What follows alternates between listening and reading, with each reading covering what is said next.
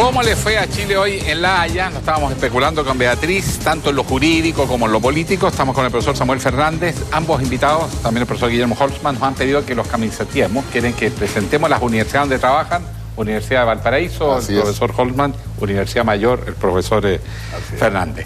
Bueno, hemos asistido a la exposición de Chile, la primera, donde se hizo primero un marco general y después ya se entró a atacar distintos temas. Desde el punto de vista jurídico, ¿qué le llama la atención, profesor? Que se ha tomado el ritmo que debía tomar. O sea, la discusión se ha centrado en lo jurídico y ha dejado de lado los recursos del litigante. Esos recursos que permiten histrionismo, descalificaciones, sensaciones más actorales.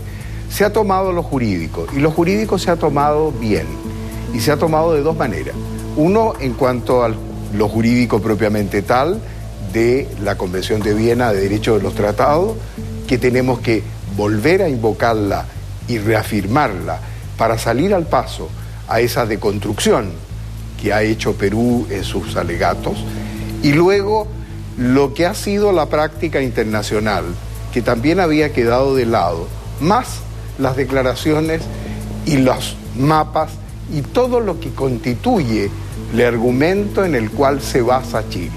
O sea, la reconstrucción jurídica ha ido paso a paso, pasando revista a todo lo que hay en el derecho internacional para poder hacerlo ante una corte que debe fallar en derecho y ante una corte que está obligada a hacer el fallo en derecho.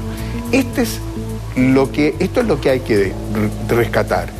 Y más aún, yo diría que debemos rescatar un punto, una sobriedad muy propia de lo que es la presentación nuestra, pero además con algunas notas de comentarios de humor por parte de los abogados nuestros. ¿Cuáles, por ejemplo?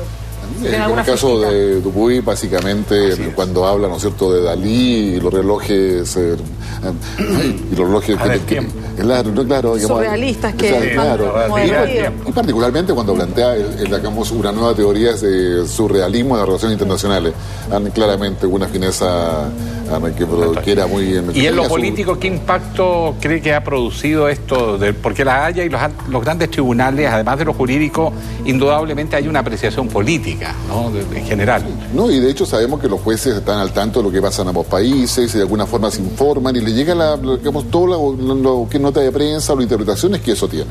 Pero en términos concretos, yo creo que tenemos acá un primer punto que yo rescataría importante. Si alguien había quedado con desazón respecto a lo que era la propuesta peruana en términos de los argumentos que había esgrimido, finalmente Alberto Van Claveren inicialmente reordena el rompecabezas y va colocando las piezas en forma adecuada y dando respuesta bastante dura y concreta a los principales elementos que había presentado Perú, como cuáles, por ejemplo, como el hecho de que el tema tenía que ser por una línea equidistante o tenía que ser por la idea de la equidad, y dice no, acá hay, tal cual decía Samuel, hay un tratado concreto que está en la Convención de Viena, que está en los tratados de los derechos, pone claridad respecto a que el triángulo exterior no es un tema que le preocupa a Chile porque eso es alta mar, no es un tema que esté en la preocupación, nosotros digamos hasta 200 millas, eso es alta mar, la Corte verá cómo soluciona eso, pero no es un tema de Chile.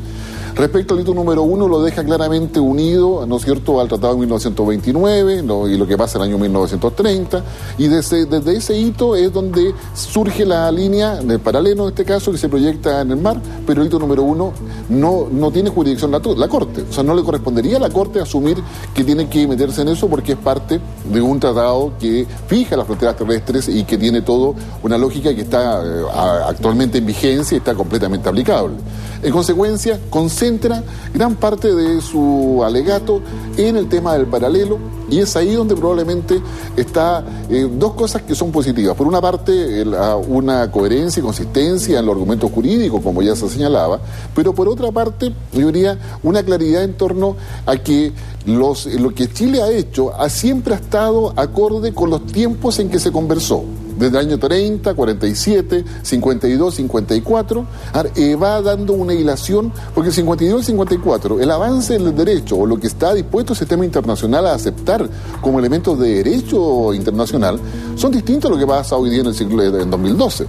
O sea, cada época cuando Chile ha firmado algo, ha llegado a un acuerdo con Perú, había un contexto que tenía que ver no solamente con la relación bilateral, sino con la evolución del derecho a nivel global. Pero no solamente eso, sino que va sumando también jurisprudencia, y eso se encargan los abogados posteriormente.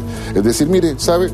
Perú tiene, digamos, actos oficiales firmados por el presidente, dicho en el Congreso, actos administrativos, actos políticos. Además, hay otros países en la comunidad internacional que también reconoce este límite como paralelo. Si todo eso es así, si todo esto ha pasado durante 60 años, ¿de qué manera entonces podemos decir que no hay límite? Si incluso para que Perú pueda llegar a acuerdo con Ecuador respecto al límite que firma el año pasado, más allá de la oportunidad porque lo hace, en definitiva supone que esto tiene que tomar en consideración la Declaración de Santiago del año 52 para poder avanzar en todo ello. En consecuencia, hay una aceptación implícita, que es el argumento desde el punto de vista político que uno interpreta de lo dicho en el día de hoy. ¿Cuál es probablemente un tema que deberíamos tomar nota? En primer lugar, que los argumentos de los abogados son de alto nivel, digamos, en términos jurídicos, muy técnicos, muy precisos, pero que probablemente no toda la gente entiende lo que se está diciendo ahí. Y ahí yo creo que no hace falta un poco bajar. Chile ha demostrado hoy día de que tiene solidez en términos de su argumentación jurídica, tiene razones para decir que realmente es paralelo, que lo que dijo Perú está bien, es su creencia, es lo que es su argumento que ha construido, pero también Chile tiene elementos para colocar en la mesa frente a los jueces para que los jueces puedan determinar quién tiene razón o cuánta razón tiene cada cual, pero en términos ya bastante sólidos. Ahora, Guillermo Samuel, ¿qué es lo que viene para mañana? ¿Se sigue con esta misma estructura de...? Porque hoy día Alberto Fanclaver, el agente chileno, hizo una apertura que fue muy directa, muy concisa, sin usar adjetivos, precisa en lo que iba, muy firme además, y que estuvo redondita, por lo menos así la escuchamos, de hecho. Y él después detalló, y ahora vienen los abogados para detallar esto, hizo toda la presentación de lo que viene. Para mañana, que hay jornada doble, se espera un poco más de lo mismo, algo bien técnico, bien profundo, con todos los detalles y todos los abogados que son parte de este staff de Chile. Así es.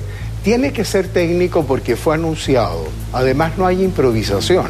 Esto está escrito, se presenta antes, y como está escrito, los jueces ya lo conocen, y también por cortesía al pleitear, también lo conoce Perú. Pero Perú, tal como nosotros escuchamos en silencio, deberá guardar estricto silencio. Pero esto se va a centrar en conformar una sólida posición técnica jurídica, que ha sido en los papeles que han sido asignados a cada uno de los abogados que tiene Chile. Cada uno de ellos es especialista en un caso. Por ejemplo, muy bien decía Guillermo, primero fue el derecho internacional en el derecho de los tratados por cargo de Dupuy. Después vino cómo se forma la línea y el paralelo por Crawford. Pero aquí hay un punto interesante. En el caso de Crawford, él lo ha hecho haciendo una mención muy sólida a que los límites terrestres están plenamente vigentes. No cabe una duda y no cabe un nuevo conflicto en los límites terrestres entre Chile y Perú. Eso ya están determinados. Y de esos límites ya determinados es de donde se prolonga el paralelo. Por lo tanto, es una base sólida. En el mar no se hacen fronteras. En el mar no es posible colocar boyas, ni signos, ni hitos. En el lado terrestre sí. Tenemos más de 90 hitos en la frontera terrestre. Pero el hito 1, del cual parte el más cercano al mar, ese también con la defensa de Chile, de que hay límites establecidos y vigentes, respetados, y concretamente respetados por la práctica constante y reconocido por toda la comunidad internacional, desde ese punto parte lo del mar. Por lo tanto, es una base muy seria. Samuel, Guillermo, hay un tema que nos deja bien sensibles, porque estamos con este flanco con Perú directamente todos concentrados y siguiendo lo que pasa en estos momentos en La Haya. Insisto, falta para que se dé el fallo hasta la mitad del próximo año, pero en este mismo momento Evo Morales hace un anuncio desde Bolivia, y si bien no es nueva esta idea de poder ir a La Haya, ahora le da una firmeza distinta. Apuntan a que ya tienen seleccionados abogados, apunta a que tienen casi lista una demanda y que irían a una demanda a La Haya, y de alguna manera aprovecha, me imagino, esta situación porque Chile se encuentra hoy día más sensibilizado sobre este tema, ¿no? Entonces a uno le queda la sensación como que nos pegan de todos lados. Ahora, si me permite, Samuel, la verdad, yo diría que cuando en relaciones internacionales, sistema internacional, las demandas tienen un cierto protocolo para poder presentarse. O sea, no sucede como en el caso nuestro nacional, en que yo voy y demando y después le notifican al demandado. No, esto tiene por lo menos unas ciertas características propias en términos de que el que quiere demandar tiene que demostrar de que no hay ninguna otra solución posible para poder ir a un tribunal y que ha hecho todo lo eventual y razonablemente para poder lograr un diálogo o una negociación. Tiene que además tener un tribunal que acepte su demanda, porque no toda demanda es aceptada en cualquier tribunal, por lo tanto tiene que tener claridad respecto a eso. Tiene que haber un trámite, digamos, entre ambos países que demuestre justamente que ese proceso de demanda va avanzando en forma adecuada. Y en esa perspectiva, yo diría, el último paso que sucede en una demanda entre países es anunciarlo a la prensa. O sea, es decir, cuando se anuncia en la práctica que hay una idea de demandar y eso se dice por la prensa, lo que basta esperar es que lo presenten. Porque en realidad la demanda no se hace por los medios de comunicación. ¿Pero esto mucho ruido y pocas nueces? Claro, yo creo que eso, porque no es la primera vez que lo dice. Puede tener los abogados, puede tener el tribunal, puede tener el caso, pero mientras no lo haga. Bolivia es un país soberano, Bolivia es un país reconocido en el sistema internacional. En consecuencia, tiene todos los elementos para poder avanzar y seguir en una demanda y considere que para ello cautela sus intereses. Pero claramente tiene un cierto orden que en este caso se está invirtiendo completamente. Pero el hecho de que que Bolivia haya arremetido en este momento, aprovechando la instancia de La Haya, puede tener algún efecto político, no necesariamente jurídico, político, de crear clima, ambiente acerca de Chile, un país con complejos y dificultades con sus definiciones territoriales y marítimas con los vecinos, etcétera. Es que ahí entramos a otro tema que es distinto. Si el presidente Morales desea ir generando un ambiente político de apoyo a su demanda marítima con la idea de usarlo como elemento de presión sobre Chile para poder, llevarlo a una negociación o exigirlo o imponer un tipo de negociación, obviamente estamos hablando de una estrategia que se aleja de lo jurídico y que no está dentro de la norma y dentro de la dinámica jurídica que se estila en el sistema internacional.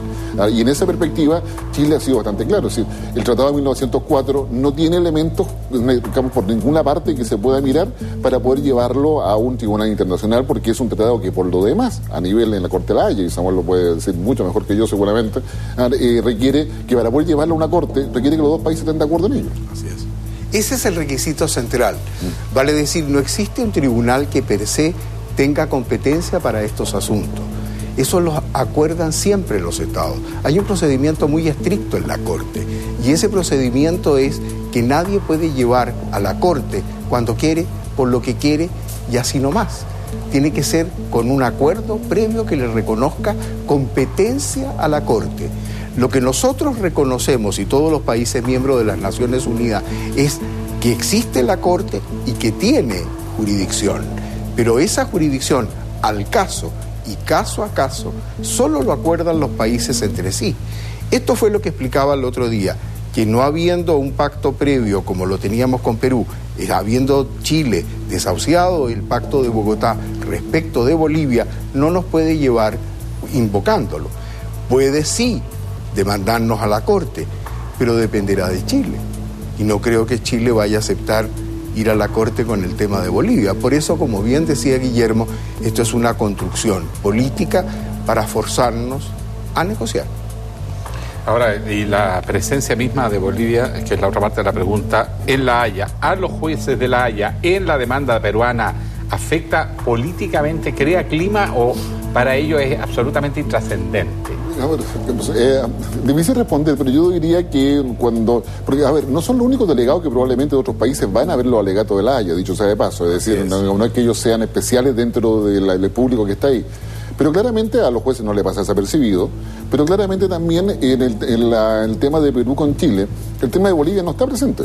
En consecuencia, ellos están obligados a fallar en derecho o bajo estrictos criterios jurídicos. En consecuencia, el hecho de que esté otro actor que esté mirando abogado, haciendo consulta, es parte de un proceso dentro de un tribunal como en cualquier otro, que en este caso es internacional, pero que no tiene una incidencia marcada, yo diría, ni ahora, ni hay demostraciones, ni elementos de evidencia anteriores que eso haya sido alguna cuestión que haya influido en el juicio de los jueces.